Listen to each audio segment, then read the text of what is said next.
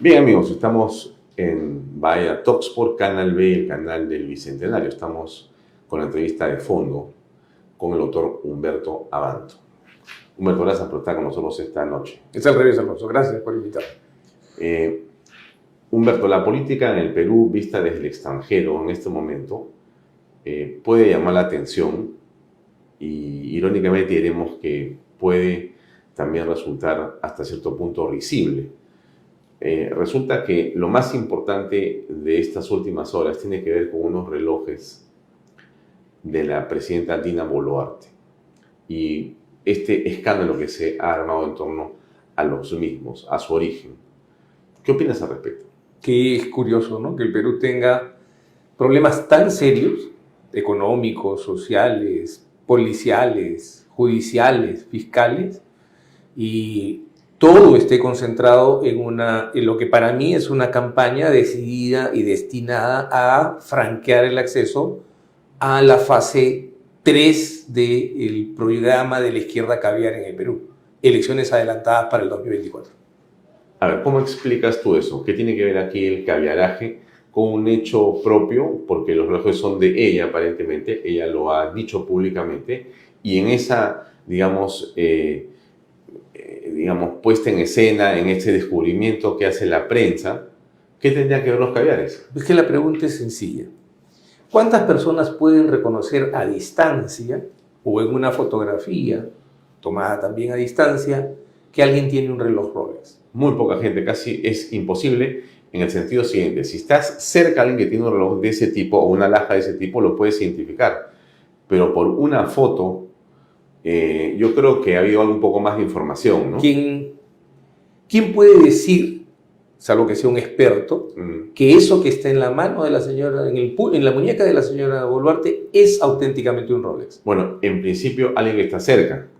Por eso. O sea, si tú no estás cerca a la señora, no hablo de fotos, me refiero cerca constantemente y la ves usando una prenda determinada, no vas a poder saber si realmente eso no es un Cartier o un Chanel o un Prada o un Rolex. Y es sumamente oportuna la aparición porque aparece justo a la caída de un expresidente del Consejo de Ministros que estaba a su lado, ¿no? O sea, si hablamos de alguien cercano. O sea, a mí me preguntan, a mí me pareció muy inteligente el apunte de Diana Seminario, que además creo que está de cumpleaños, ¿no? En el sentido de que podría ser un ex premier resentido el autor de esto, ¿no? Me pareció muy perspicaz su observación. Y ese apunte de Diana, muy en la mañana, termina seguramente sirviendo de inspiración a algunos ministros de Estado que van a algunos medios de prensa y señalan más o menos, sin decir el nombre, lo mismo. Pero Otárola sale a los pocos minutos a decir que eso es falso, que no tiene ninguna relación entre él y los medios que han revelado este tema de los relojes. Y yo obviamente le creo.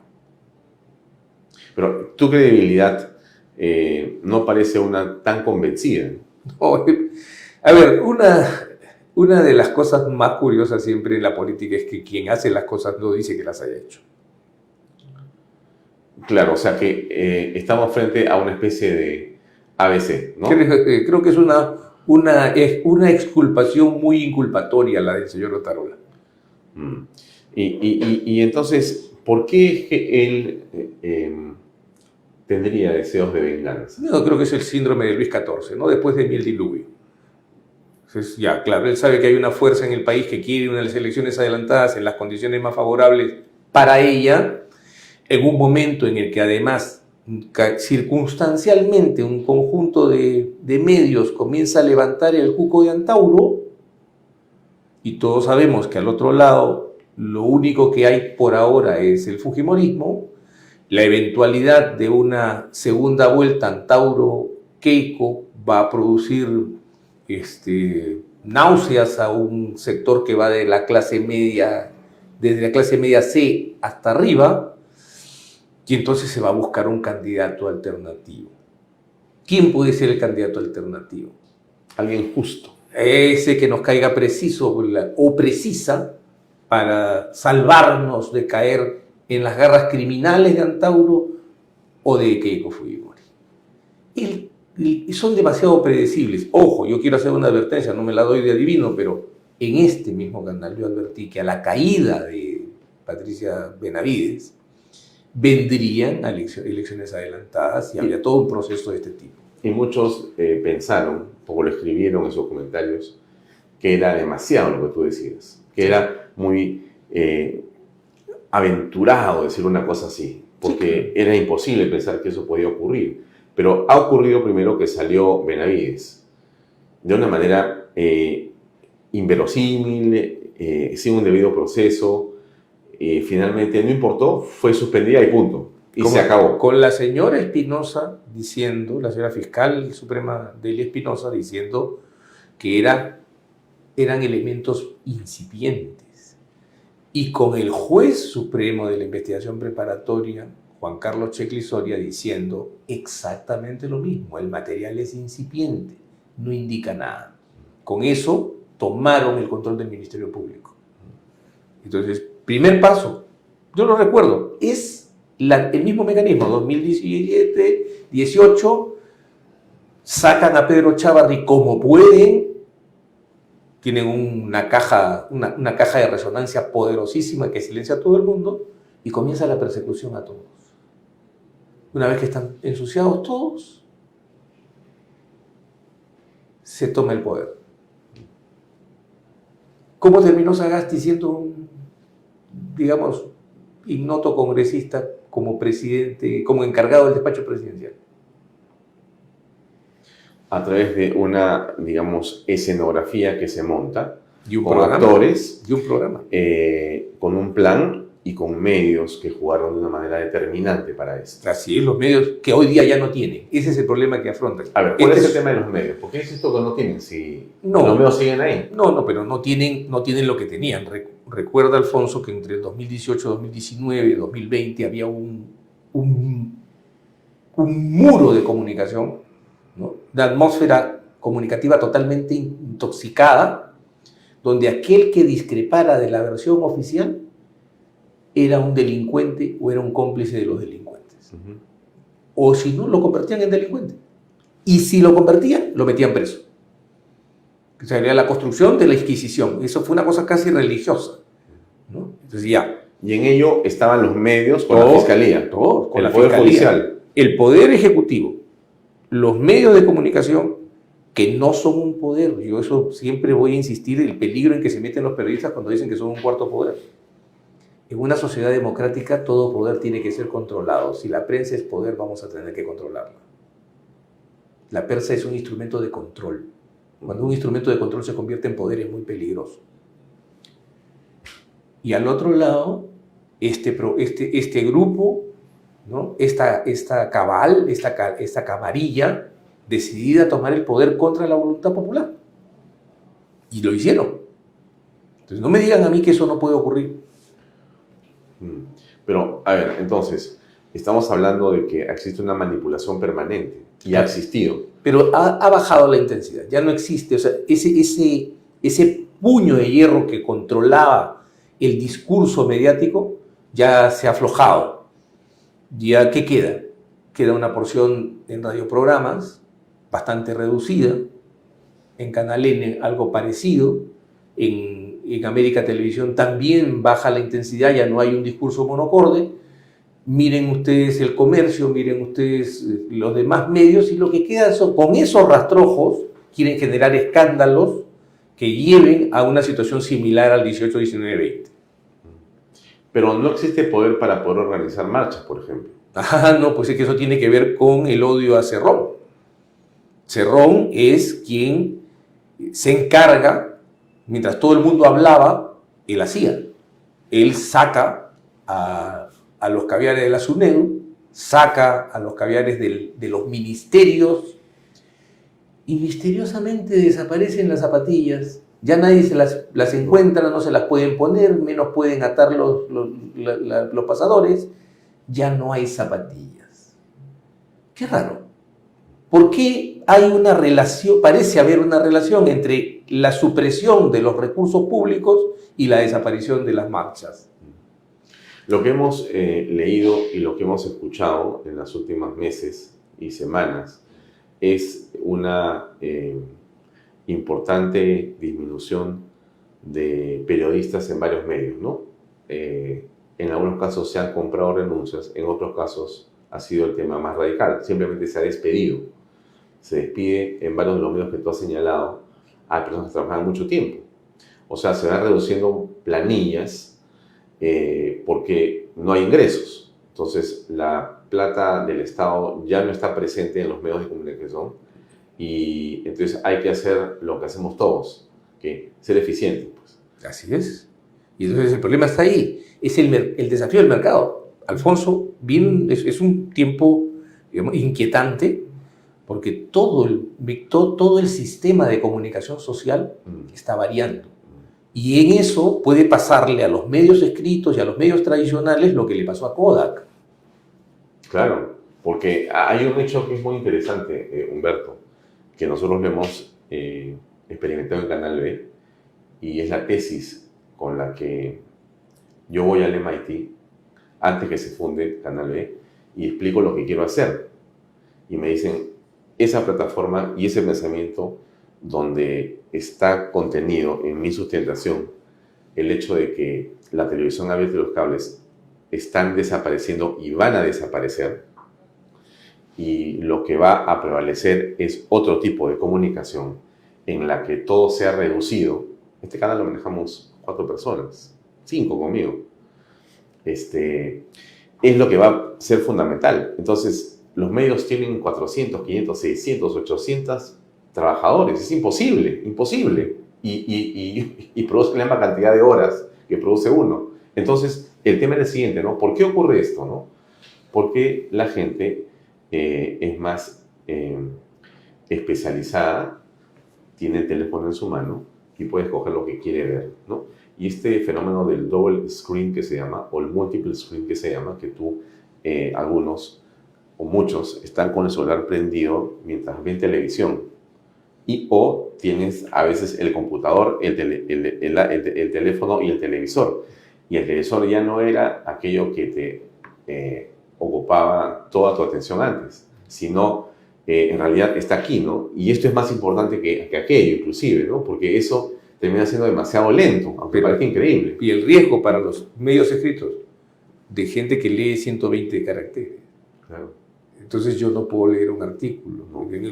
Tengo la frase, me cae en X. Es el byte nada más, claro, nada más, pum, ¿no? Ya está, eso, tengo la idea, ya tengo la información. Y entonces la importancia de entrevistas como esta, estimado Humberto, en la que, aunque sea una entrevista que dure 40 minutos o 1 hora, podemos conversar, podemos escuchar tu pensamiento, ¿no? Y lo vas a ir describiendo conforme lo has hecho siempre aquí, y la gente lo tiene todo en un clic cuando quiera verlo. Así es. Y cuando además, tenga tiempo de verlo. además ustedes después hacen bytes. Claro, lo colocamos en las redes. Y eso resume o condensa mucho lo que se ha dicho aquí, y que quiere verlo completo, pues hace clic y lo mira completo.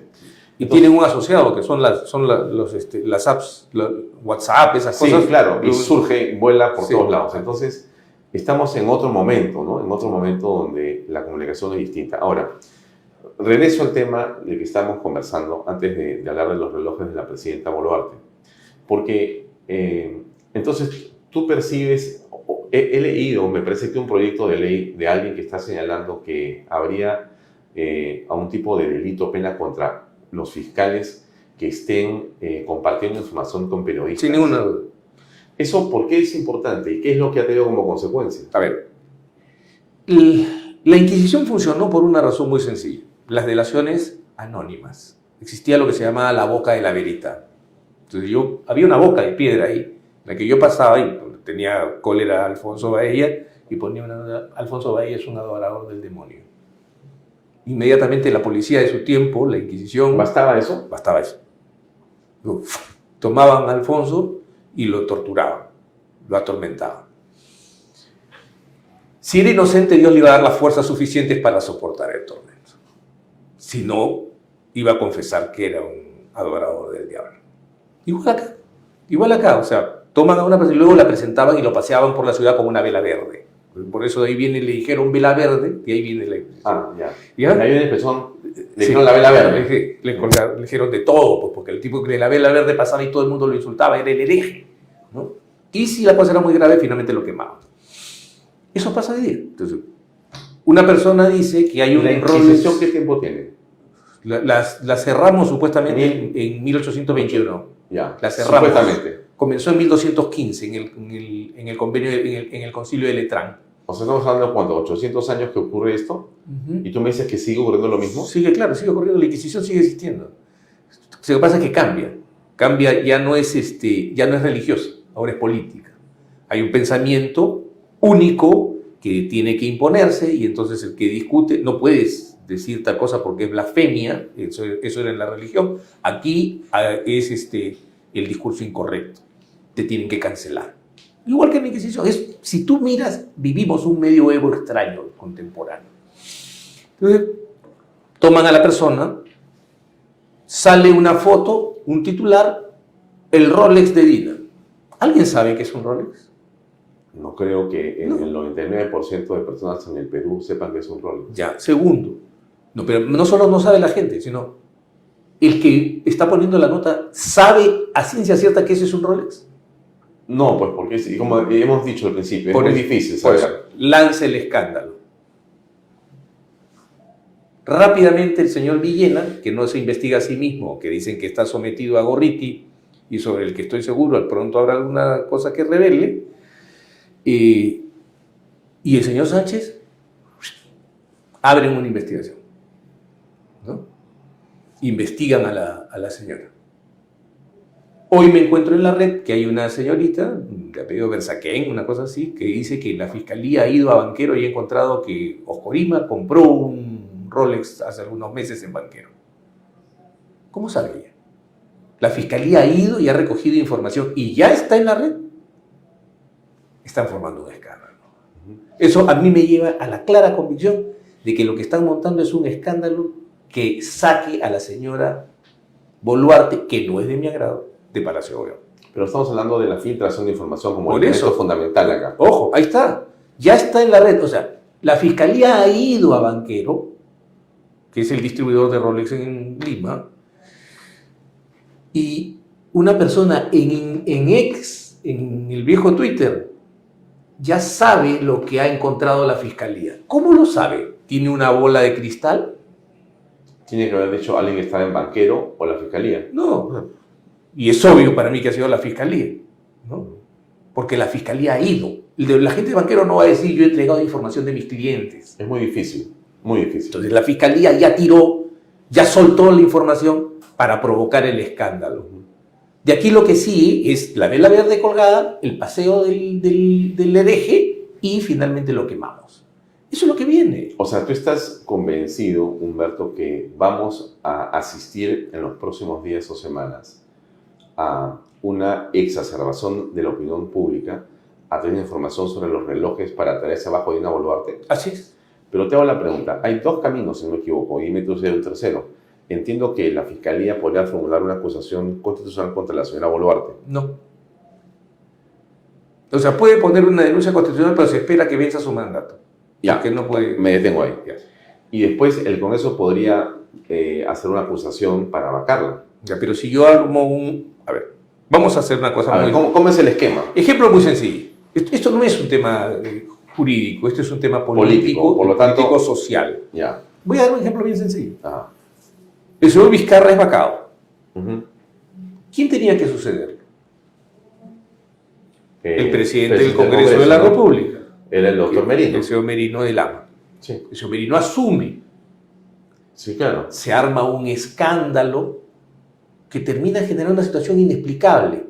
O sea, ¿cómo pueden haber vacado y cómo puede haber asumido él? Sí, y porque no tiene estudios de no sé qué, porque es un impresentable. O sea, argumentos que para caprichosos todos. Sí, cuando era Pedro Castillo presidente, no se han dicho. No, bueno, ya. Entonces, ¿Qué sucede entonces? Sube, los medios hacen una caja de resonancia, aturden a la opinión pública y Merino no puede continuar. Salen las marchas, que tampoco eran marchas apabullantes. La policía extrañamente falla. Lo que pasa es que no eran apabulantes, pero ante los medios... Las multiplicaron. Claro, los medios han jugado un papel fundamental. Estaban colocados, o sea, muchos medios, para hacer una pequeña digresión, dejaron de lado sus coberturas normales, sus programas, y pusieron cámaras en directo y se pasaron día tras día prácticamente asusando para que la gente vaya. Exigiendo que la gente vaya. Así es. No, prácticamente no. Exigiendo Así que es, la gente así vaya es. a defender su país y su Así democracia. es. Y la defensa era yendo a protestar para sacar a Merino. Y luego, esa mayoría que removió a Vizcarra termina aceptando una tesis que es alucinante. Es todos los que votaron por vacar a Vizcarra no pueden presidir el Congreso. Ustedes son inmoralmente sacados de lado. Así es. Fuera. Y 12 personas, entre las cuales está Sagasti, resultan ser los únicos que podían decidir el destino de la patria. Así es. ¿Por qué no puede ocurrir de nuevo? O sea, cuando tú me dices, no, porque el Congreso, porque eso no tiene nada que ver. Lo que tiene que ver... Sí, pero tú has dicho algo también al principio. Sí. Los medios no tienen esa fuerza. Esos medios o esas personas que manejaban esos medios están en otros y prácticamente su poder se ha desdibujado mucho. Sí, ¿O no? pero tiene todavía el problema de que no solo está la capacidad de manipulación, sino la ingenuidad de otro sector de la política peruana. El sector opuesto, el que tendría que confrontar estas cosas. Digamos que en la derecha. El centro y la derecha. Ajá. Desde la centro izquierda hasta la derecha, lo que hay es sí, el Rolex, hay que darle a la señora Boluarte. ¿Quién ha dicho que hay un Rolex? O sea, ¿quién ha demostrado que hay un Rolex? Ajá.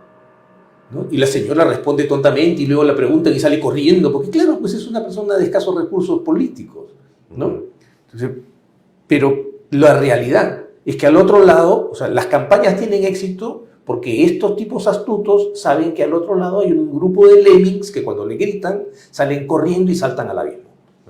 ¿No? Y eso tiene que parar. No es que la izquierda caviar sea muy exitosa, es que al otro lado somos muy estúpidos. O sea que la derecha es estúpida. Le han hecho de todo, ¿no? De la centro izquierda a la derecha, ¿qué no le han hecho? De todo. Entonces, a mí no me cuenten el cuento de que necesitan ellos de una gran cantidad de cosas, porque hay gran apoyo del otro lado, porque existe una ingenuidad profunda. La gente no aprende el mensaje de Descartes. Duda de todo aquello que tú no hayas comprobado por ti mismo. Esa es la primera exigencia, deja que se manifieste el fenómeno. No, ellos aprovechan y sobre las apariencias marchan y hacen que la gente corra. Corre. Finalmente, cuando vienen las cosas adversas, caso de las declaraciones del señor Villanueva, ¿no? Las malas quedan. Las malas para nosotros quedan. Las malas para ellos, ¿por qué le vamos a creer? ¿Por qué? ¿De dónde va a ser cierto? Sí hay escepticismo y duda metódica cuando se trata de cosas que los perjudican a ellos. Pero tiene que haber aceptación total cuando hay cosas que nos perjudican a nosotros. O sea, la gente tiene que despertar. O sea, las pantallas que dijeron que eran de Villanueva eran útiles y veraces en tanto cumplían el objetivo y fin de bajarse a la señora Patricia Benavides. Exactamente, tomar el control del Ministerio Público. Pero cuando tenían una referencia a un periodista como el señor Gorriti, ahí no eran verdad. O cuando dice que Gorriti tiene chantajeado al señor Villena. Por eso, ahí no es verdad. Esa parte no. O cuando el señor Sánchez también está involucrado en estos cuentos. Ahí no. Tampoco. Ya. Cuando el señor Villanueva, no su pantalla, sino su testimonio propio ante un juez, revela cosas que son muy comprometedoras para una serie de personas, en esos casos habrá que probarlo y por lo tanto son dichos de él. Son solo dichos. O sea, no pasa nada. No pasa nada.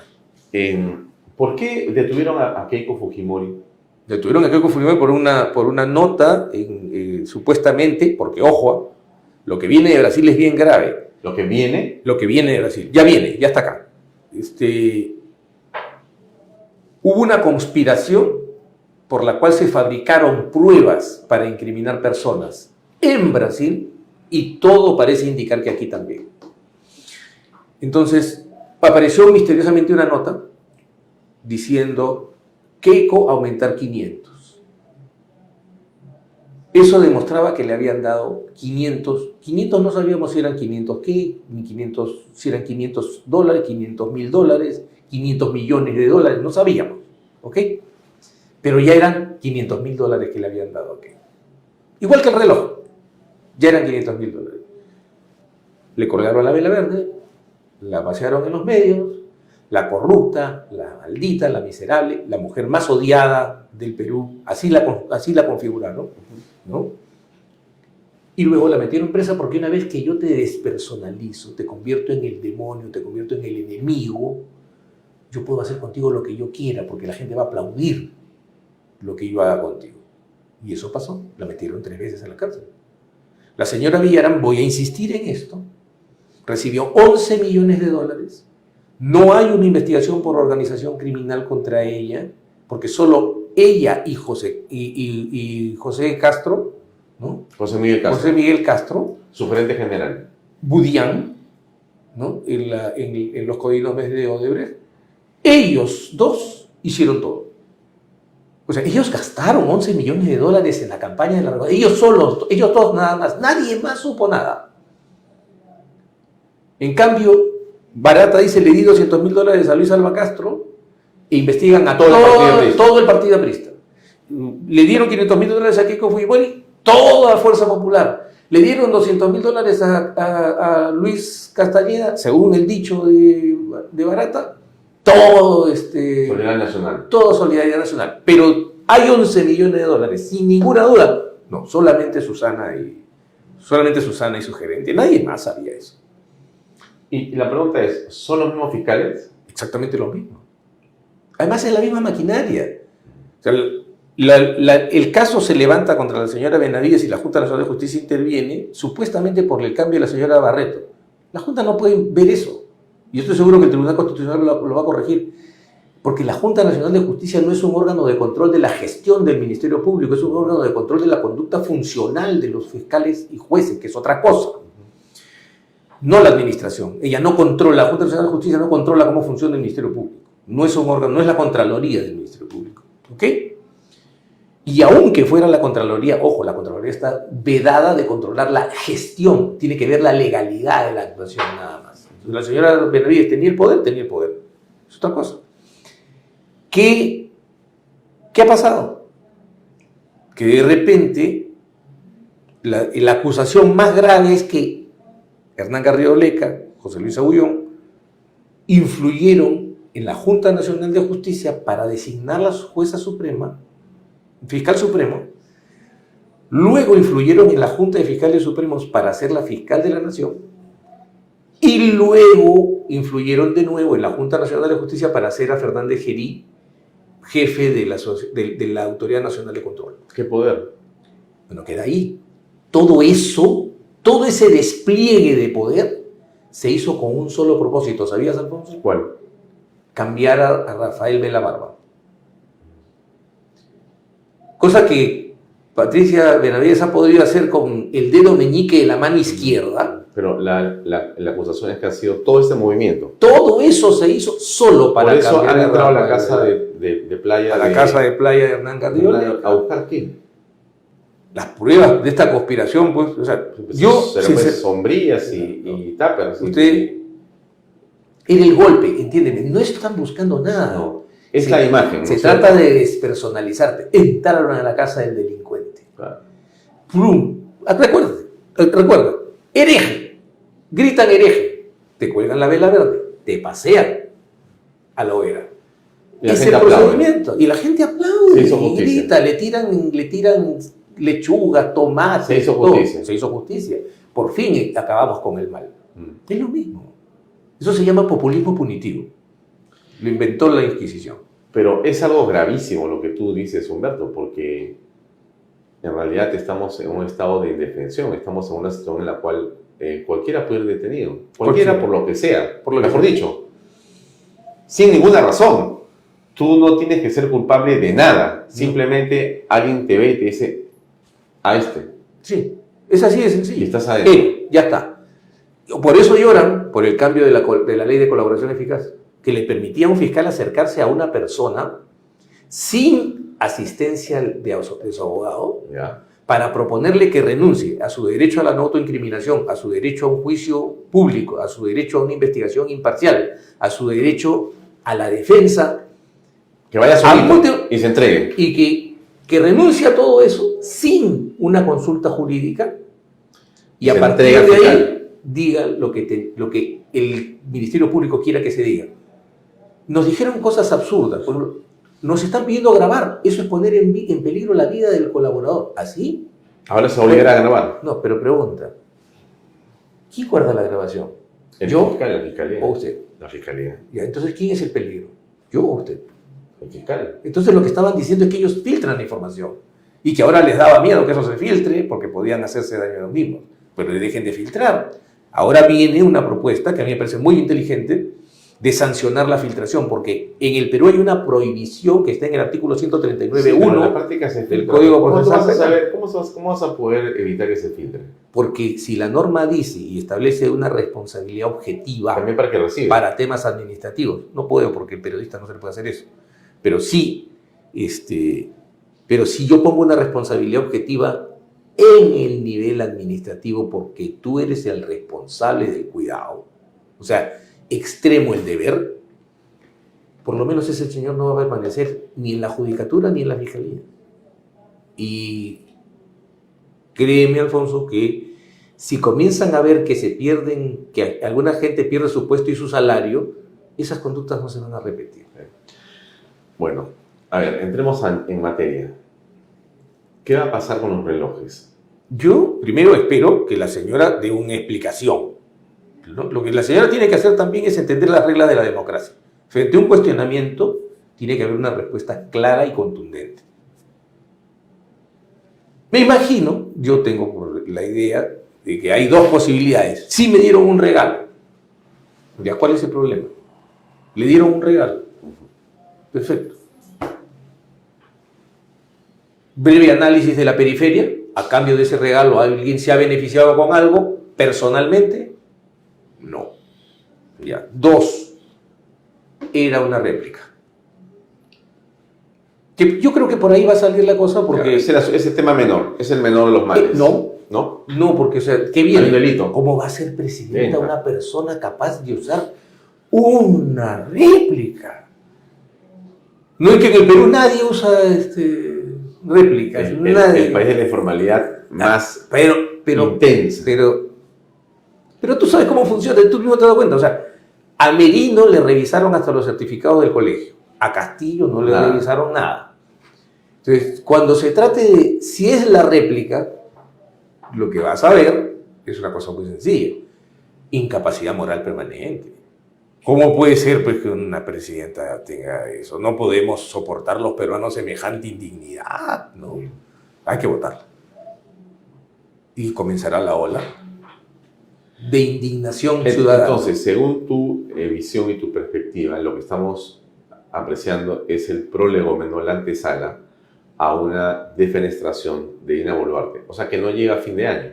No, yo creo que si la señora se planta hoy día y dice, bueno, sí, como millones de peruanos que no nos alcanza para comprar un objeto de lujo, compramos una copia, compré una réplica. Lo lamento, le ofrezco disculpas a la marca y al país. Ok, pero Terminó. tienes que mostrar por qué es así.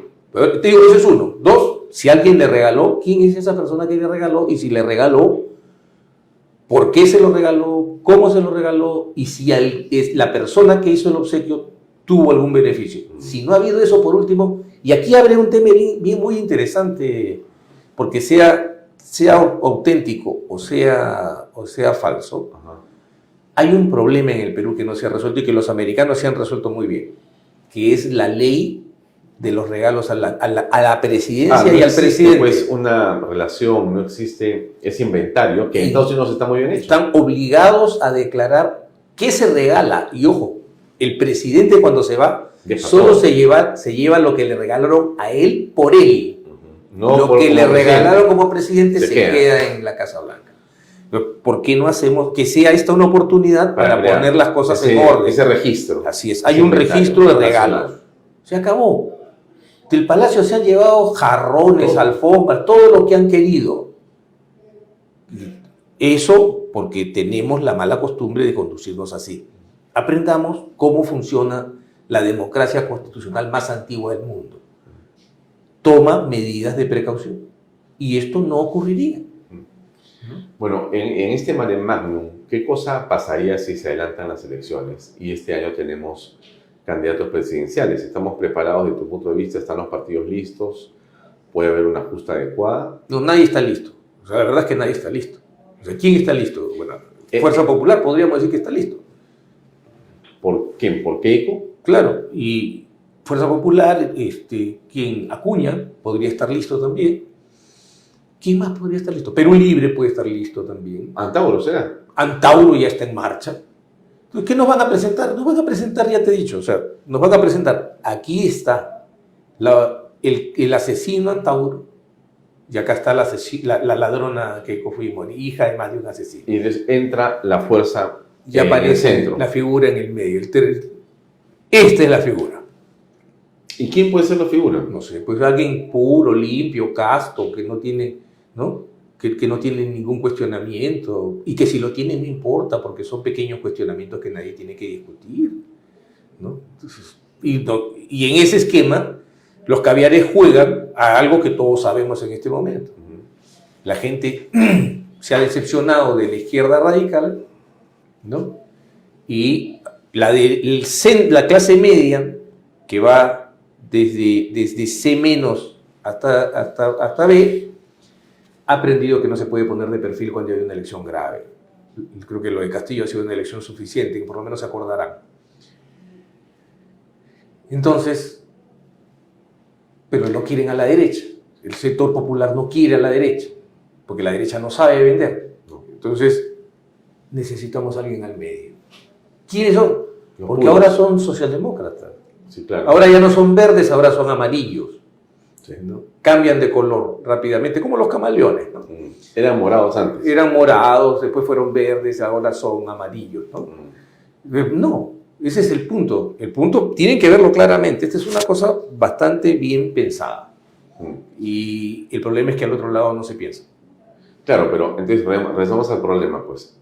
Habrían algunos que estarían listos, otros no tanto, pero el hecho es de que vamos a ir a una posible elección, según la lógica de tu planteamiento, con un sistema que no ha sido modificado. Y con las en mismas esas son las autoridades. personas. O sea, tenemos la gente en el JNE, en OMPE y en que son los mismos de los, digamos, comicios discutidos. Los mismos protagonistas del 2021, sí, institucionalmente hablando. Sí. ¿Y eso qué garantiza? Que haya más problemas, porque yo no sé si hubo o no hubo fraude. Yo en realidad no creo en la teoría del fraude, vamos a ser francos. Yo creo en la incapacidad electoral. O sea, García a mí me enseñó una cosa muy sencilla, ¿no? O sea, el que no puede defender sus votos no merece ser presidente. O sea, más allá de que te pueda haber robado o no los votos, si no sabes defenderlo, bueno, no seas presidente, pues. No serás presidente. Así de sencillo. El punto aquí es que el Congreso, que gracias a Dios ha dado muestras de mucho arresto democrático, a pesar de que lo critican y son críticas injustas, por ejemplo, el tema de la prescripción es una norma bien hecha, la colaboración eficaz es una norma bien hecha, se están corrigiendo maldades, una plataforma de maldad. Entonces, el Congreso se ha parado y le ha dicho al fiscal, la señora Espinosa no me puede investigar, tiene que ser usted que es el fiscal de la nación. No, pero es que yo me he inhibido. No, usted no se puede inhibir. ¿Por qué? Porque hay una cosa muy sencilla. Y ahí se ha equivocado después Cheikh Soria en el caso de la señora Benavides. ¿Por qué? Porque yo me inhibo o me excuso y el caso pasa a un par mío. Alguien que es mi par. Ajá. El fiscal de la nación no tiene par. No. Entonces, ¿a quién le pasa? La Constitución no le ha establecido un par al fiscal de la nación. Y no ha establecido un procedimiento por el cual el fiscal de la nación pueda transferir sus competencias exclusivas. No las puede delegar. Si no hay una norma que autorice esa delegación, eso no existe. Eso se va a discutir. Yo lo estoy planteando por el tema de Patricia Chirino. Se lo voy a plantear al juez supremo de la Administración Preparatoria y veremos qué dice. Pero por último, esta discusión acabará en el Tribunal Constitucional.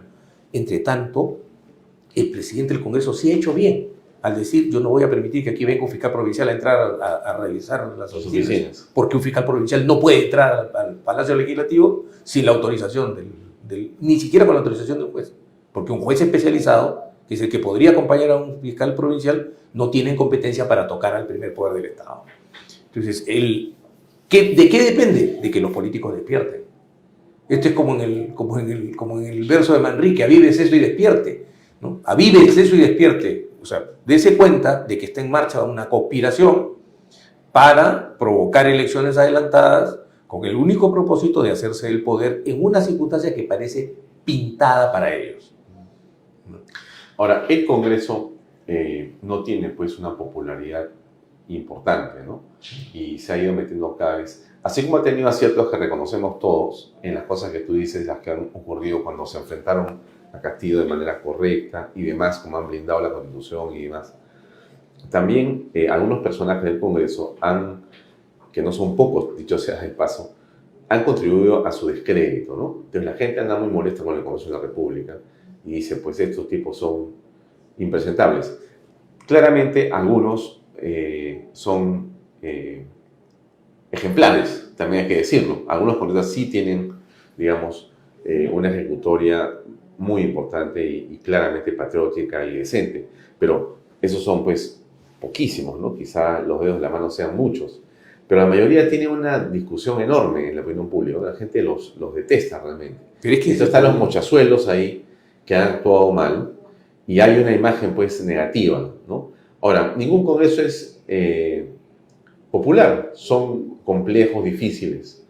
¿Cómo avanzar así? A ver, primero por orden. El odio al Congreso es una cosa inducida. Desde mi punto de vista es un fenómeno que comienza, no es lejano en nuestra historia. Odría era enemigo del Parlamento e hizo al Perú enemigo del Parlamento. Velasco fue enemigo del Parlamento e hizo al Perú, atizó el odio al Parlamento. Acuérdate inclusive que hubo un momento en que se lo entregó a la Confederación Nacional de Agricultores para que tuvieran una convención allí. Sí. Fujimori era enemigo del Congreso. La partidocracia, pues, así de es. Que hablaba. Entonces, Vizcarra, completamente enemigo del Congreso. Bueno, o sea, Kuczynski también, ¿eh? Kuczynski fue peor, pues, bueno, en fin. Dijo, pues yo voy a comprar algunos, dijo, ¿no? Sí, por eso fue peor, fue más grave. Creo que estaba mal aconsejado en ese momento. Johnny Walker no le había dicho bien lo que tenía que decir. Ajá. En la cuestión central es que en el Perú hay una campaña contra el Congreso. ¿Por qué? Porque siempre es el freno al Ejecutivo, quiérase que no. Y además, porque el Congreso no maneja la pauta publicitaria del Estado. Cuando tú veas que las acusaciones suben contra el Congreso, mira cuánto está gastando el Ejecutivo. Conclusión. Sí, hay gente que se porta mal en el Congreso, ¿quién puede negarlo? Pero la pregunta central, ¿esos miembros del Congreso son el Congreso? No, porque los medios dicen que es el Congreso. Porque hay una campaña de descrédito al Congreso. O sea, vamos claros. El Congreso es una abstracción. Critiquemos a los congresistas, pero no queremos criticarlos, queremos destruir la institución. ¿Por qué? Porque no tenemos representación. No, pues, pero a veces también, Humberto, tú sientes que existe un compañerismo, una suerte de complicidad entre ellos mismos para no investigar lo que debería investigarse, para no sacar adelante las investigaciones o los cuestionamientos sobre su comportamiento. Y más allá de que es claro que hay una campaña contra el Congreso sostenida y de los medios de comunicación y demás, no puedes ocultar tampoco la realidad. Yo no quiero ocultar la realidad, lo que quiero es que veamos las cosas con mucha más objetividad. Porque esto nos lleva a un último razonamiento, a un último culpable. Perdón, ¿quién puso a esa gente ahí? Bueno, el pueblo, ¿no? Entonces, es lo que yo digo. Acabemos con el síndrome del espejo del borracho. ¿Cómo es el síndrome? El borracho se mira en el espejo, ¿Sí? no le gusta lo que ve y le mete un puñete al espejo y lo rompe. No, lo que tiene que hacer es dejar de beber. ¿Y no se va a arreglar el problema porque rompe el espejo. El borracho no va a dejar de ser el borracho ni dejará de tener esa imagen hasta que deje de beber. ¿Qué tiene que hacer el pueblo peruano? Aprender a elegir, pero para eso tenemos que volver a la política. Espacios como este. Pero hay un problema, Humberto. Hay quienes están muy interesados en que no se discute política, en que no se aprenda, en que la gente no entienda ni sepa y que vote así nomás, ¿no? Mira, ¿cómo se decide el voto en el Perú, no? Hay un 15 a 20% que se decide en la cola, o creo que más. Más. Hay un porcentaje alto de gente que no va, 15, 20, 30% que no va a votar. O sea que hay un nivel de irresponsabilidad enorme, enorme, ¿no? Los partidos políticos tampoco han puesto gente muy correcta, ¿no? Las instituciones no han filtrado. ¿De qué partidos políticos me hablas? Los que han presentado candidatos. Ah, los clubes electorales, porque Vizcarra y el sabio ¿cómo se llama? Que nunca me acuerdo cómo se apellida, Fernando Tuesta, Ajá. nos regresaron a los clubes electorales del siglo XIX. Entonces, lo que tienes tú son que proponen personas que tienen un prontuario, te lo han propuesto, JN no filtró nada, filtró el carro de Sillones, ¿no es cierto? Ese carro de Sillones de hace 20 años no lo declaró, ahí está, fuera de la elección, ¿no es cierto? El APRA creo que llegó un minuto tarde, fuera. No, llegó a tiempo y se venció el tiempo porque no pudo terminar la investigación y le cerraron la ventanilla, le chancaron los dedos. Electrónica. Le chancaron los dedos. El PPC pasó algo parecido, fuera también, ¿no? Pero han entrado personas que tienen juicios de alimentos, en fin, una serie de circunstancias que no son pocas, ¿no? Ya. Ok, entonces, pero regresamos al punto, ¿no? El público no se informa, el público no tiene afección a la política, y entonces la política se ve como un asunto negativo, ¿no? Malo. Y entonces, ¿en qué momento recuperamos, vamos a llamarle, pues, la predilección, el respeto, el amor por la política, ¿no? Porque la política es una de las cosas más nobles que hay. Si algo puede ennoblecer a una persona, es su capacidad de dar, de ofrecer, de concretar y trascender en la vida de otras personas desde el Estado, desde el gobierno. Puedes hacer maravillas, puedes cambiar la cara de millones de personas si gobiernas para ellos de manera correcta. O sea, no hay una forma más hermosa, lo decía Platón y los antiguos griegos y romanos, no hay una forma más hermosa que gobernar bien. ¿Por qué esto está tan agradecido? ¿Porque hay quienes quieren que los buenos se vayan y se queden los malos? No, es la destrucción de la cultura. O sea, a ver, la gente no quiere participar en política porque siempre dicen la política es cochina. ¿Ok? Yo la primera vez que tuve un acercamiento al tema político, no te metas en eso, la política es cochina. Estoy hablando de 1970 y pico. Luego tienes un conjunto de medios de comunicación, porque aquí es un tema muy importante. A ver, el libre mercado de las ideas funciona a través de unas instituciones que se llaman los medios de comunicación. Los medios de comunicación destruyeron la política como existía en el país. ¿Cuándo? Desde que la señora, con Vladimiro Montesinos y Fujimori pasó un periodo, pero la señora Nadine Heredia inició otro, que luego cobró vida propia y se prolongó hasta Vizcarra, que era destruir a los partidos políticos. Los hemos cambiado por clubes electorales en los cuales hay o un personaje carismático que se rodea de otros a los que lleva para ponerlos en sus listas, o un personaje rico que lleva a otros capaces de aportar también para ir a hacer política. Las ONGs son nuevos partidos políticos. Las ONGs también son partidos políticos, pero no tienen peso electoral. Cero. Solo sí tienen un peso de destrucción en el mercado electoral. Te pueden destruir a ti, me pueden destruir a mí. Inventan cualquier cosa o magnifican. ¿Qué tenemos que hacer? Los medios de comunicación son el gran tema. Pongan a la gente a discutir ideas. ¿Por qué los medios de comunicación insisten en que el problema del Perú es el Rolex de Dina Boluarte? El problema, han matado a un compañero de promoción en Sullana de dos balazos, un abogado, Chinchay Labrín, y ese no es un problema. O sea, el Tren de Aragua extorsiona todo Lince y ese no es un problema. La economía se está hundiendo y ese no es un problema. La anemia infantil se está multiplicando y ese no es un problema. La educación peruana ya no es una de las 5 peores, es una de las 2 peores del mundo. Y ese tampoco es un problema. Nuestro sistema de salud está en ruinas, tampoco es un problema. Entonces aquí tenemos todos que darnos cuenta de que los medios de comunicación juegan a la frivolización de la política. No tiene ningún sentido discutir sobre el reloj de la señora Boluarte mientras la casa se está incendiando. Necesitamos ¿qué? Espacios como el tuyo. Vamos a hablar de ideas, vamos a hablar de problemas más serios, vamos a enfocar las cosas desde la óptica correcta. Pero no puede ser posible si yo le doy tribuna todos los días a alguien para que hable del Rolex de la señora Boluarte, o hable del teléfono celular de la señora Benavides, o hable, en fin, de tonterías. El problema es un problema de reconstruir la cultura política. Y reconstruir la cultura política pasa por empezar a ver lo importante y además cultivar la tolerancia. Yo no pienso con mucha gente, pero acepto que compitamos en nuestras opiniones. ¿Por qué no?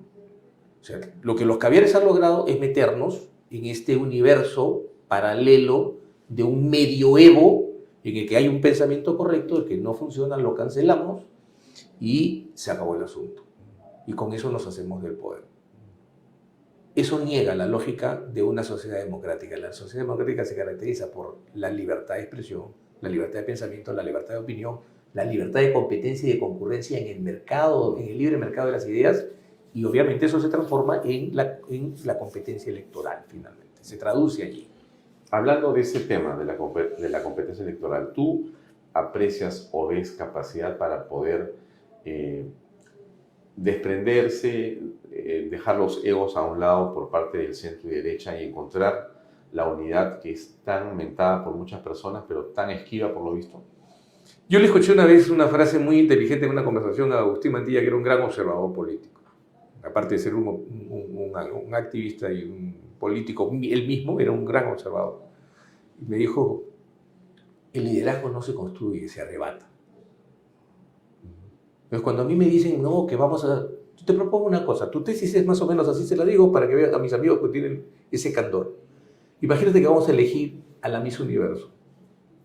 Y tú me propones que yo reúna a todas y le diga, ¿por qué entre ustedes no se ponen de acuerdo para ver quién va a ser Miss Universo? Todo político es narcisista. Toda persona en general que tiene proyección pública es narcisista. ¿Tú quieres que en un concurso de narcisistas los demás narcisistas digan, no, él es el más bonito, no yo? Eso no va a ocurrir. Esa es una ilusión. No hay ninguna posibilidad de que eso suceda. Pero te interrumpo.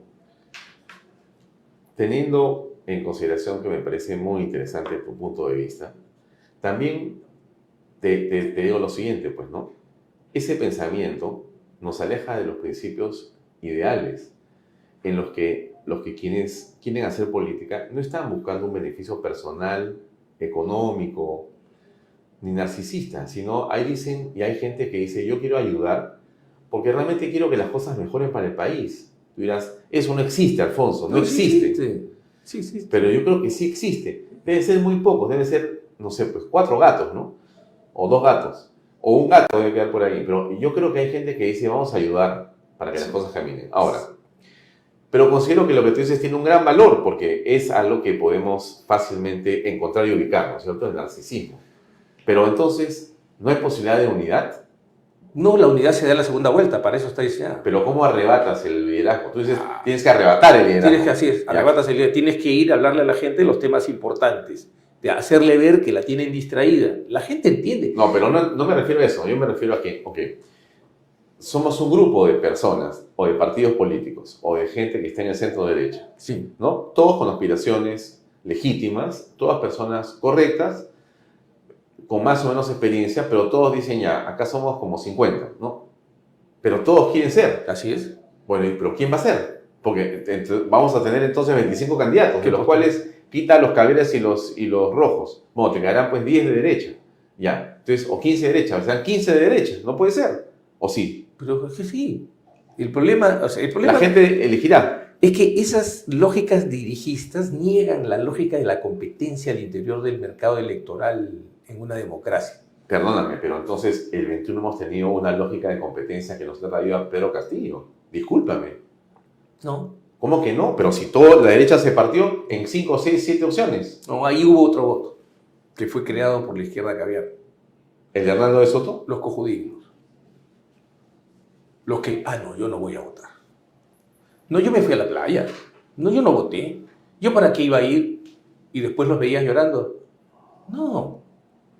Esto es parte de un proceso democrático. La gente no está mirando perspectiva, Alfonso. Es 5 presidentes, 5 elecciones presidenciales. ¿Cuáles 5? O estoy contando mal. 4, ¿Cuáles? 2001, 2006, 2011, 2016, 2021. 5 elecciones. Uh-huh. Es un fenómeno único en la historia de la República Peruana. No lo estamos valorando. No le estamos dando... Es parte del aprendizaje social del sistema democrático. ¿Qué tiene que ver esto con lo que te he preguntado? Porque te digo, o sea, nos asustamos. Tenemos que hacer política en el sentido de la política. Los que quieren participar en la justa electoral, claro, por supuesto, tienen que hacer política. No es que vamos a ponernos de acuerdo y te voy a hacer patita de gallo como hacíamos en el colegio para que tú puedas trepar la tapia. No. Oiga, vaya usted y trepe la tapia. Alan García vino aquí desprestigiado por 10 años de fujimorismo y casi gana el 2001 y ganó el 2006. ¿Hizo política o no? ¿Necesitó patita de gallo? No.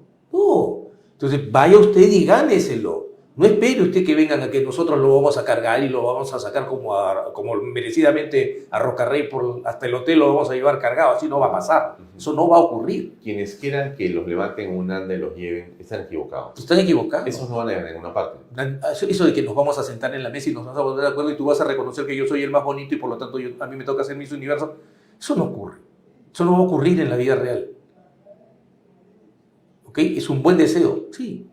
Pero es una lógica, cuidado, bien platónica.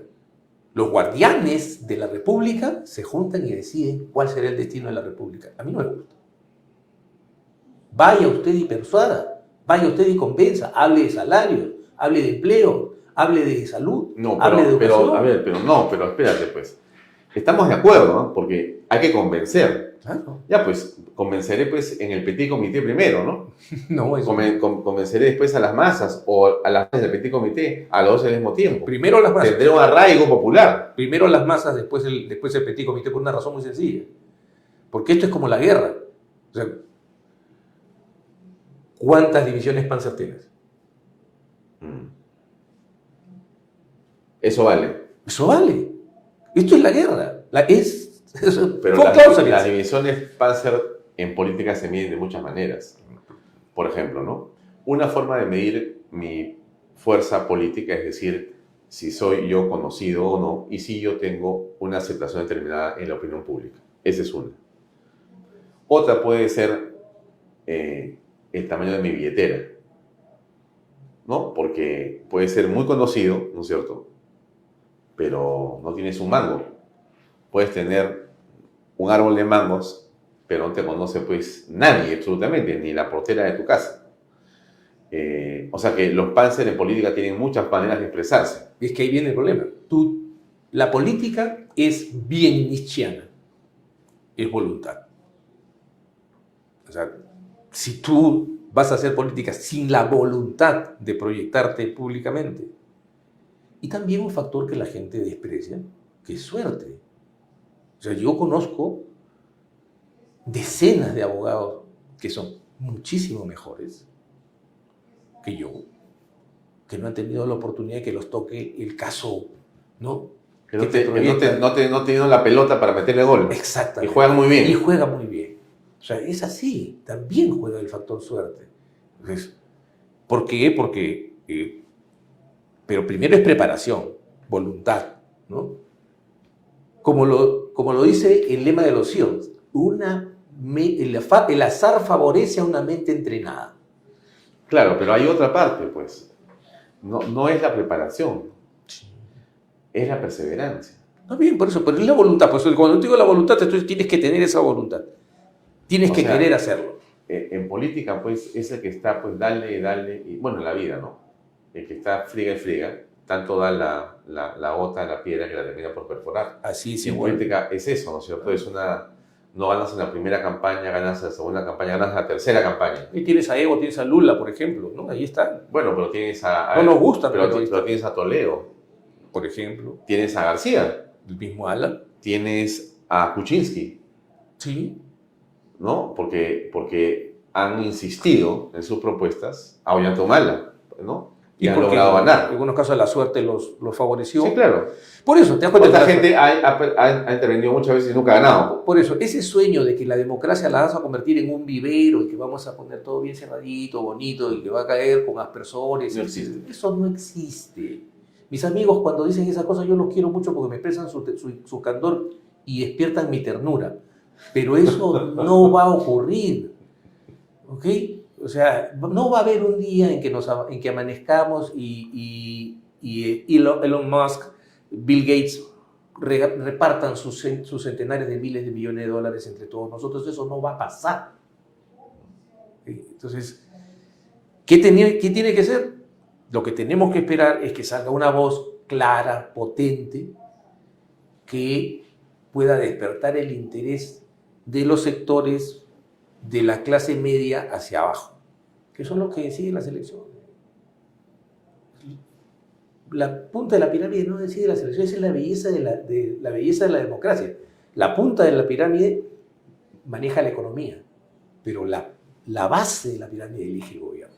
Claro, y es la base la que a veces durante gobiernos y políticas públicas se mantiene pobre, se mantiene ignorante, ¿no? Con el perdón de esa gente que trabaja tanto pero que no entiende o no quiere entender la política o no le interesa la política porque se siente justamente por este tema de los medios tan reacia a estar cerca y al final no sabe bien por qué votar, ¿no? Y no hace mayor análisis porque su vida está hace poquita levantarse muy temprano para ir a trabajar y regresar muy tarde y tratar de sacar adelante a su familia, ¿no? Y no perciben que la política hace un cambio muy grande en sus vidas porque dicen, mira, esto que me pasa no va a cambiar, así sea este o el otro, no va a cambiar aparentemente, ¿no? Porque es el retorno a la esperanza. O sea, decirle, sí va a cambiar, sí puede cambiar. O sea, necesitamos, por ejemplo, que en vez de que 80 centavos de cada sol que aporta un miembro de un afiliado de salud se vaya a la administración, vaya a su servicio. O sea, hay cosas que hay que cambiar, perfecto. Pero hay otro problema que tenemos en la élite. Sí. Y es que es una élite de monos. ¿Por qué? Ya mira tú, necesitamos al Milei peruano. ¿Quién dice que necesitamos a Milei? Necesitamos al Bukele peruano. ¿Quién dice que necesitamos a Bukele? Necesitamos a otro Alan García, ¿no? No necesitamos otro Alan García. Necesitamos un político que esté dispuesto a afrontar las cosas sin ser el mono de nadie. ¿Por qué el Perú necesita un Milei? ¿Nosotros tenemos una hiperinflación como la que tiene Argentina? No, pues la gente suele comparar, ¿no? Pero es monería, ¿no? El problema que tenemos los peruanos es que por eso tenemos muy buenos imitadores. No. Que pueden ser políticos o presidentes. Por ejemplo, ya, nuestro Zelensky, ahí está, Carlos Álvarez, comienzan a proyectarlo como si fuera ¿verdad ese señor puede gobernar un país? ¿Estamos hablando en serio? O sea, ¿se dan cuenta de lo que hace? O sea, la élite peruana también entra en el problema de razonar equivocadamente y le lanza al país ese tipo de cochinadas. Pero me hace acordar a Alan García cuando llamó a un joven deportista, ¿no? Que no era tampoco deportista, ¿no? Que era más bien una persona de a Mario Hart, ¿no? Y a Mario Hart. Él no se desdijo, ¿no? Dijo, no, entonces ya no, y lo dejó afuera, ¿no? Porque lo criticaron a García, oye, ¿cómo pones a una Lo cual fue persona? un error porque Mario era ingeniero. Claro, bueno, pero vamos al punto, pues, ¿no? ¿Cómo puede ser un error tu pensamiento sobre Álvarez? ¿En qué sentido? Que dice, ¿cómo va a gobernar Álvarez, no? No, En un tono más bien displicente. No, despectivo, te lo digo como Despectivo, sí, ¿no? sí. No es displicente, es despectivo. ¿Por qué? Porque no entiendo que el señor Álvarez conozca en profundidad la cantidad de problemas que tendría que resolver. ¿Cómo así? A ver, él mismo además lo ha dicho. Él no se siente en la capacidad de ser un presidente de la República. Sin embargo, hay quienes lo quieren empujar a que llegue a eso. El señor Álvarez tiene la menor idea de cómo funciona, o sea, cuál es la distribución del poder en el Perú, cómo se funciona, cómo tienes que hacer las cosas para que las políticas públicas tengan efecto, cómo se diseñan, cuáles son los problemas del país. No, es que ese es el problema. Voy a insistir en esto, Sí, claro, Alfonso. Claro. El gran problema del Perú se define por su devoción religiosa. ¿Cuál es la imagen divina más adorada en el Perú? ¿Tú te has preguntado? El Señor de los Milagros. ¿Qué estamos pidiendo siempre? Un milagro. Eso nos caracteriza. Nos encantan las curas milagrosas porque no soportamos los tratamientos laboriosos. Claro, pero a ver, Eso pero es un milagro. Pero la historia del país da para muchas cosas, ¿no? A mí esas posiciones que acabas de tener tan determinantes no me parece mal, me parece que frente a la realidad del Perú, ¿no? ¿Quién iba a pensar, pues, que un presidente como a los 35 años iba a ser exitoso, ¿no? El pueblo aprista y una buena parte de gente independiente que votó por el señor García en el primer gobierno. Sí, Álvaro Adini no cambia la ley, gana en primera vuelta. Y salvo alguna persona que no haya leído la historia. Tu papá, por ejemplo. No haya vivido. Tu papá, por ejemplo, desconfiaba de eso. Yo recuerdo. No solamente desconfiada. Mi padre ha sido un hombre que se ha enfrentado a Alan García. Sí, yo lo sé. Como ningún periodista. Sí, sí. Y ha sufrido las consecuencias después del primer gobierno de Alan García. Pero más allá de ese tema. Y con pena tengo que decir que no se equivocó. Y entonces, en esa dirección, ¿no? Creo que todos hemos sido testigos de lo que ha pasado, pues, en ese primer gobierno de Alan García, ¿no?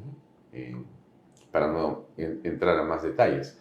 Y entonces, pero igual ocurrió con Alberto Fujimori. Cuando Alberto Fujimori es elegido, además, el contexto de su elección es sumamente interesante, ¿no? Porque el que tenía que ser presidente era Vargas Llosa. Hacía 2 años ya era presidente. Solamente faltaba que lo, digamos, vistieran con su banda. Ya venía en un anda, casi, don Mario, ¿no? Y estaba, todo este grupo de gente inteligente, con mucha formación y con toda la tecnología detrás de esa candidatura. Y apareció este hombre providencial, desconocido, como quieran llamarle, y lo ayudó alguien del APRA, alguna gente del APRA, alguna gente de la izquierda, y en 4 semanas cambió el escenario político, ¿no? Hizo transformaciones que para muchos han sido malas y para otros han sido muy buenas. Yo creo que han sido muy buenas. Y así, ¿no? La historia del Perú nos ha enseñado muchas cosas, ¿no? ¿Te das cuenta que es siempre la búsqueda del milagro? Que somos capaces de poder tener visiones acertadas, lo que el Perú necesita, ¿no? A pesar de las circunstancias, ¿no? Y nadie pensaba que García podía ser un buen gobernador en segunda oportunidad. Y fue un gran presidente. Uno de los mejores gobiernos en la historia del Perú. Así como decimos lo que pasó al principio, no podemos negar bajo ninguna circunstancia lo que pasó en el segundo. Mis compañeros se van a enojar, Alfonso, pero déjame dejar puesto este comentario. Claro. Es curioso que haya sido el peor presidente del último cuarto del siglo XX y el mejor presidente del primer cuarto del siglo XXI. Así de dual era mi compañero. Estoy seguro que si mi padre hubiera estado bien cuando García inició su gobierno, él estaba enfermo con esta enfermedad que lo alejó totalmente de la parte pública, hubiera estado de acuerdo seguramente con García había ser presidente y hubiera visto la obra de García y hubiera quedado sorprendido de lo que pasó. Hubiera sido fantástico escuchar a mi padre.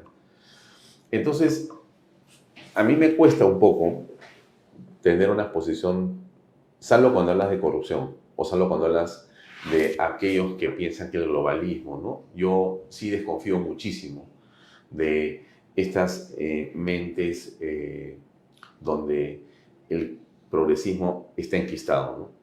Porque yo percibo detrás de eso un gran deseo de que el Estado esté nuevamente presente. Y yo creo que el Estado, lamentablemente, no viene cumpliendo el papel que hubiéramos querido que tenga.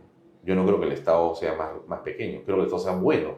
El Estado siento que no es bueno en el país, no es eficiente.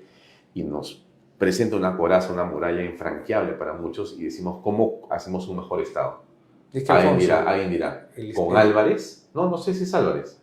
Podría ser Añaños. ¿Añaños? No, Añaños no. Bueno, mira, llámalo a Humberto Abanto. Menos. O a cualquier persona que la puedas sentar ahí por los votos y que logre ganar. Esa persona, como creo que vamos a estar de acuerdo, pero viene la pregunta, va a ser imposible, Carlos, que lo haga, Humberto, que lo haga sin otras personas, sin la ayuda de muchas profesionales que lo acompañen. Entonces, más bien, quién gana la elección es lo que nos importa, ¿no? Y qué grupo va a estar detrás para que lo ayude, ¿no? Y lo apoye. Creo que esa es un poco la disyuntiva en la que nos encontramos, ¿o no? ¿O tú crees que es la persona, si el líder, necesitamos un líder providencial que aparezca con una gran oratoria, que sea pues un hombre de familia, que lo veamos todos como el hombre que nos va a llevar y él solo nos va a sacar del país? No, eso ya no existe. Claro, no existe. Esa especie desapareció. O sea, tuvimos a los grandes dinosaurios, allá en la torre, Don Víctor Andrés de la Laguna, esas figuras espectaculares. Como pasó, desaparecieron los dinosaurios y nos quedaron los animales mayores, los mamuts, ¿no? Entonces, Alan García, ¿no? Hoy quedamos nosotros, los mamíferos corrientes. Y los mamíferos corrientes somos grupales, somos gregarios. Por eso tuvimos éxito en la competencia, en las elecciones. No desaparecimos. No solo no desaparecimos, estábamos a la mitad de la cadena trófica y nos pusimos en la punta. O sea, eso es lo que tenemos que aprender. Pero para que eso haya, tiene que haber un guía, tiene que haber un macho alfa. La manada se mueve con un macho alfa. Y no puede ser un macho alfa el tipo que no conoce el camino. Y yo le tengo simpatía, me gustan sus actuaciones, etc. Pero yo lo escucho hablar y disparata. Y eso me preocupa. ¿Por qué? Porque no me gustan esas apuestas. No me gustan las apuestas por el hombre oportuno. Este es el que necesitamos aquí ahorita. Eso no funciona.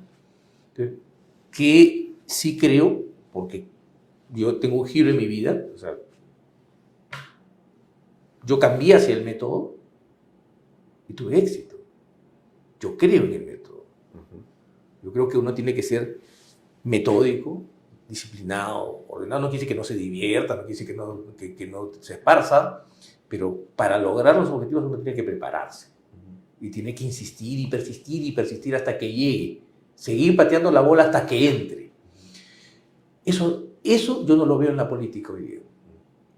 ¿Qué es lo que creo que es? ¿A quién voy a respetar yo? A quien vea en la capacidad de presentar un panorama no detallado, pero sí orgánico y claro de a dónde, cómo regresamos el barco a la travesía correcta. Ahora, es importante ganar la elección. Y claro. Mejor dicho, es lo importante.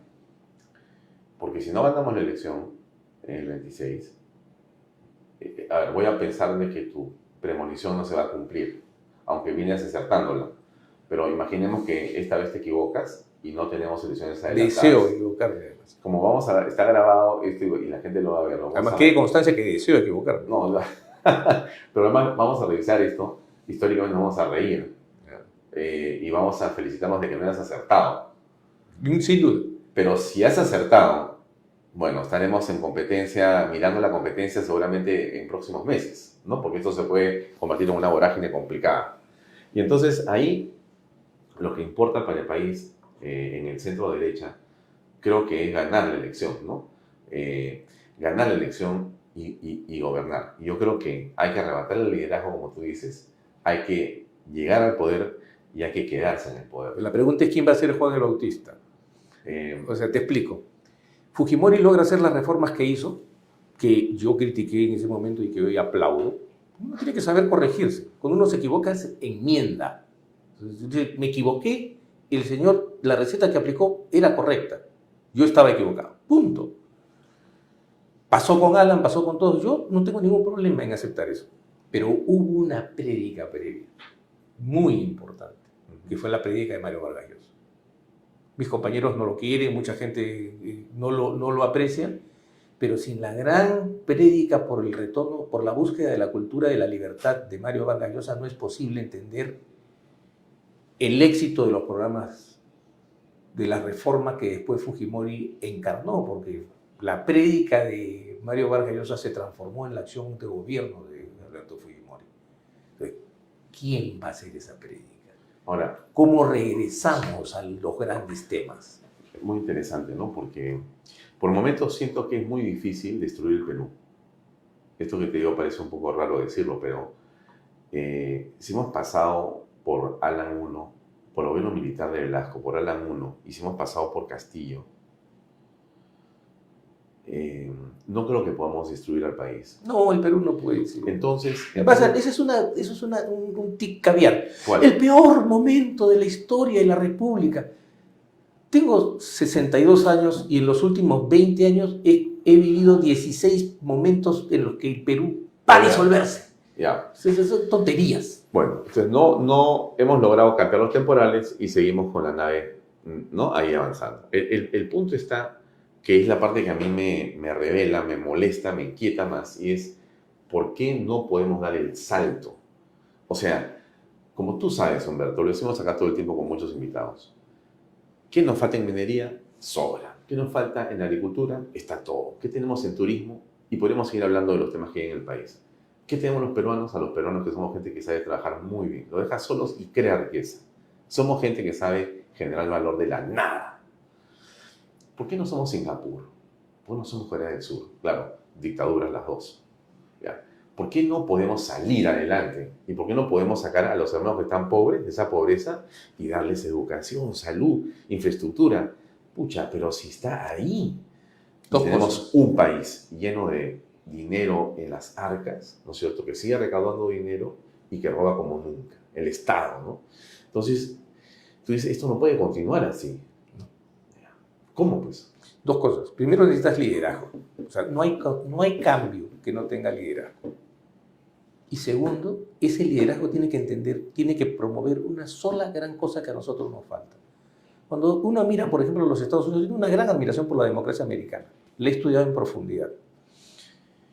Y quise entender por qué Alexis de Tocqueville hizo ese vaticinio exitoso de que iba a ser la nación más sorprendente de su tiempo. Y es que tuvo una élite. Cuando hablo de liderazgo no hablo de una sola persona. Tuvo una élite brillante de hombres extraordinarios como Jefferson, Hamilton, Franklin, Adams, que siendo brillantes lograron hacer una cosa.